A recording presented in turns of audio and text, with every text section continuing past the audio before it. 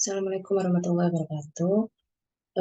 Perkenalkan sebelumnya, nama saya Desi Dinasari, NIM 22100.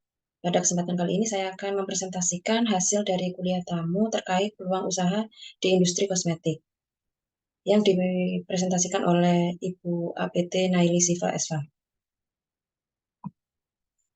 Untuk materi yang dipaparkan antara lain yang pertama terkait ruang lingkup kosmetik, yang kedua terkait perizinan usaha atau industri kosmetik, ketiga jenis-jenis produk kosmetik, keempat tren produk kosmetik saat ini, dan yang kelima porsi kerja lulusan farmasi di industri kosmetik.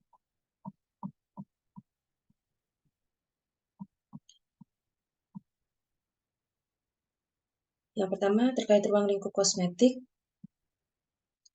Adapun definisi dari kosmetik yaitu berasal dari bahasa Yunani, yaitu kosmetikos, yang artinya keahlian dalam menghias. Menghias di sini dalam artian dekoratif yang familiar dengan make up, atau sesuatu yang dapat meningkatkan mutu atau awal yang biasa saja menjadi lebih dari biasanya.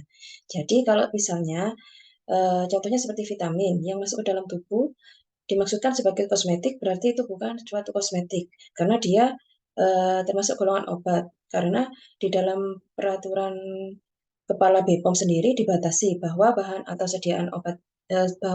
bahan atau sediaan itu adalah yang digunakan pada bagian luar tubuh.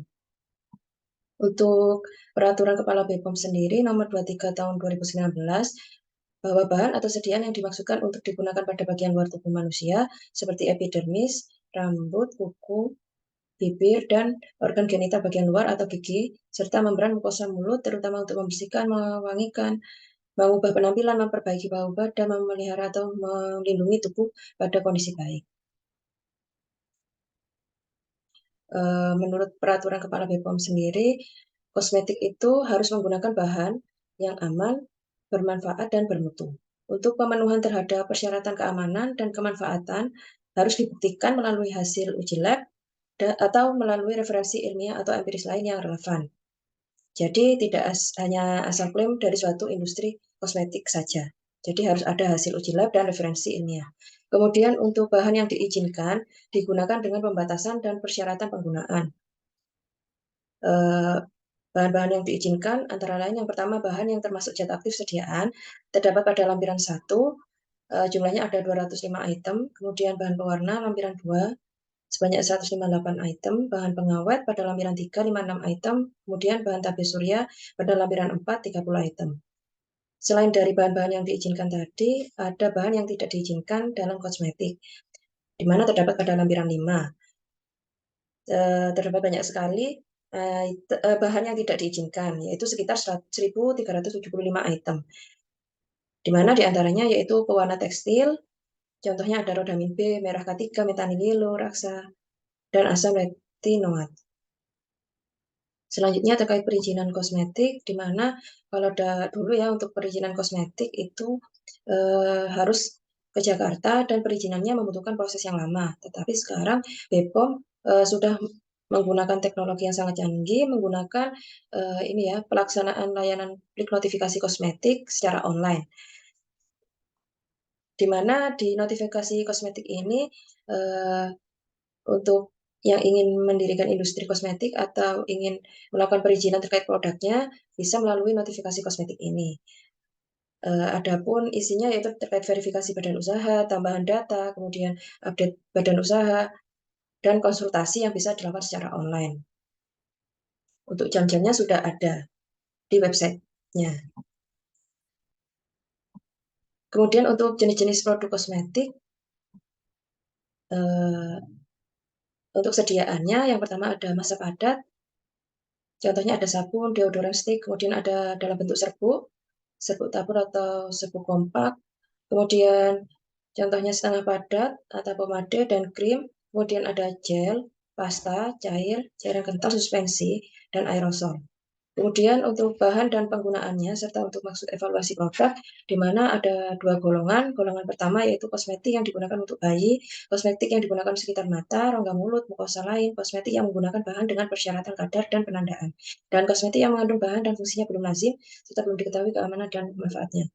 Kemudian untuk golongan 2 yaitu kosmetik yang tidak termasuk dalam golongan 1.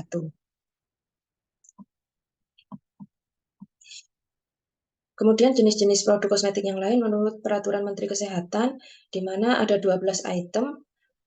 Yang pertama ada preparat bayi, preparat mandi, preparat make up, bagian mata, preparat wangi-wangian, preparat rambut, preparat pewarna rambut, preparat make up kecuali mata, preparat kebersihan mulut, preparat kebersihan badan, preparat kuku, preparat perawatan kulit, dan preparat cukur, preparat suntan, dan sunscreen.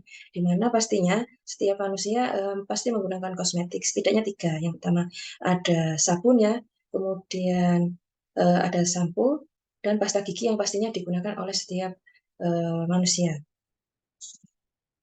Selanjutnya, tren produk kosmetik saat ini, di mana semenjak ada COVID pada tahun 2019 sampai kita tahun 2022, untuk kosmetik ini berubah ya untuk tujuannya masyarakat, di mana masyarakat tidak hanya ingin tampil cantik, tapi sekarang lebih mengutamakan ke kesehatan. Di mana ini ya untuk COVID ini berubah di seluruh dunia, di mana untuk Asia kiblatnya adalah K-beauty atau Korean beauty. Jadi sekarang kiblatnya tidak hanya untuk mempercantik saja atau memutihkan saja, tapi lebih mengutamakan ke kesehatan. Untuk review pasar pada tahun 2023, di mana konsumen ini lebih mengutamakan ke budget yang ramah ya, atau murah seperti itu, penggunaan jangka panjang, efisiensi, kualitas, dan lain-lain. Untuk produk yang booming sekarang, ini yang pertama terkait barrier repair. Jadi terkait dengan perlindungan dari ini ya kulit kita, dari misalnya dari paparan bakteri seperti itu, untuk lebih mengutamakan kesehatan kulit. Kemudian ada hibridisi dari sunscreen, kemudian skin microbiome, kemudian di sini setiap konsumen inginnya bangun tidur kulitnya langsung bagus gitu ya. Jadi tidak perlu make up yang tebal. Jadi inginnya kulitnya tampil sehat. Tidak perlu pakai, kalau bisa tidak perlu pakai bedak dan glowing seperti itu. Jadi boomingnya sekarang produknya seperti itu. Selain itu konsumen inginnya jadi dengan pemakaian kosmetik ini dia menghindarkan dari stres seperti itu dan meningkatkan imun tubuh. Untuk kosmetik yang aman, bagaimana caranya? Yang pertama, harus membeli di tempat yang resmi, seperti itu. Jadi harus tempatnya atau distributor yang akan kita beli harus berizin, seperti itu. Harus terpercaya. Kemudian harus kita cek juga kemasannya, labelnya, cek kadaluarsanya, kemudian izin edarnya, seperti itu. Jadi harus mempunyai izin ya pastinya, dan harus cek benar-benar kadaluarsanya. Kemudian selanjutnya ada konfirmasi nomor izin edar melalui aplikasi BPOM. Untuk kosmetik di Indonesia, jaminan mutunya harus melalui ada label MUI-nya ya, kemudian Badan POM, kemudian industri yang membuatnya harus mempunyai sertifikat atau telah memenuhi persyaratan dari CPO, CPKB atau cara pembuatan kosmetik yang baik. Kemudian ada ISO. Di sini terkait penjaminan mutunya. Kemudian porsi kerja lulusan farmasi di industri kosmetik, yaitu ada marketing dan sales. Karena apa? Karena kita farmasi paling mengetahui terkait dengan bahan-bahan yang digunakan. Jadi cocok di bagian marketing dan sales. Kemudian bagian R&D atau Research and Development, kemudian bagian produksi, kemudian bagian quality QA, pengawasan mutunya, kemudian terkait QC, terkait pengontrolan mutu, kemudian ada warehouse penyimpanan, karena kita farmasi paling tahu di mana sediaannya harus disimpan di mana. Suhunya terkait suhu, kemudian harus sesuai Vivo atau Vivo seperti itu. Dan bagian logistik terkait dengan pengiriman barang, di mana dalam pengiriman barang kita harus tahu produknya harusnya itu ditumpuk berapa seperti itu. Kemudian suhunya dalam pengiriman itu harus tetap dijaga. Sekian dari saya, apabila ada salah kata saya mohon maaf. Assalamualaikum warahmatullahi wabarakatuh.